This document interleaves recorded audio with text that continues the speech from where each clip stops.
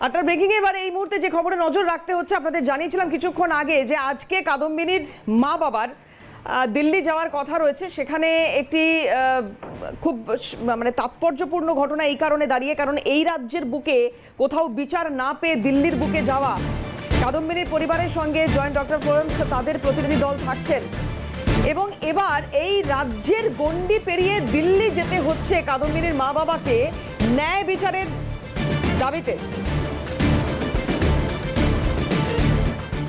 আইনজীবী থাকছেন তাদের সঙ্গে, পাশাপাশি জয়েন্ট ডক্টরস ফোরামের সদস্যরা থাকছেন।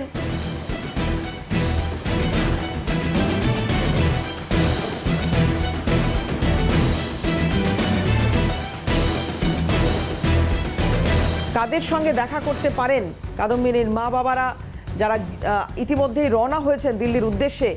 কি কি কর্মসূচি থাকবে তাদের, হয়তো আগামী সময় আরো স্পষ্ট হবে, কিন্তু যাওয়ার আগে সংবাদ মাধ্যমের উদ্দেশ্যে কি বলেছেন ওনারা একটু শুনি। আমরা দিল্লি যাচ্ছি মেইনলি আমাদের যে লয়ার আছেন সুপ্রিম কোর্টের করুণানন্দী, ওনার সঙ্গে মেইন মিট করতে যাচ্ছি। এবং এছাড়া আমাদের শিয়ালদা আদালতের যারা লিগাল টিম আছে ওরাও যাচ্ছে, সিনিয়র ডাক্তাররা যাচ্ছেন। 17 মার্চ যে ডেট আছে আমাদের সুপ্রিম কোর্টে, সেই দিন যাতে আমরা কেসটাকে হাইকোর্টে রিটার্ন আনতে পারি সেই ব্যাপারে ওনার সঙ্গে পরামর্শ করার জন্য যাচ্ছি। এবং এছাড়া আমরা সিবিআই ডিরেক্টরের সঙ্গেও দেখা করব, সিজিও কমপ্লেক্স দিল্লি। সেখানে আমরা এখানকার তদন্তের অগ্রগতি সম্বন্ধে জানতে চাইব। যে রিপোর্ট শুধু দিচ্ছে, রিপোর্টে লিখে দিচ্ছে, কিন্তু তার পরিপ্রেক্ষিতে কী হচ্ছে সেইটাই জানার জন্য নিয়ে যাচ্ছি। না, সেরকম কোনো পরিকল্পনা নেই, কারণ সেখানে ওরকম কোনো রেসপন্সও আমরা এখনও পাইনি। যাবেন একবার নাকি? না না না, যাবো না। কারণ যারা আমাদের সঙ্গে দেখা করতে চাইছে না তাড়াতাড়ি, কোনো অফিসারকে পরিবর্তন করার কোনো সেটা আমরা বলার নেই কেউ। সেটা যদি আদালতের কাছে প্রশ্ন রেখেছি, আদালত যদি মনে করে তাহলে আদালত সেই ব্যবস্থা নেবে। দিল্লি যাচ্ছি আমরা। দিল্লির যে সিজিও কমপ্লেক্সে যিনি আমাদের সিবিআই এর হেড, ওনার সঙ্গে দেখা করব এবং আমাদের লয়ারের সঙ্গে দেখা করব, সেটার জন্য। প্রধানমন্ত্রী রাষ্ট্রপতির সঙ্গে আমরা এখনই দেখা করব না, কারণ ওনারা আমাদের টাইম দেননি। হয়তো নেক্সট উইকে হবে টাইম।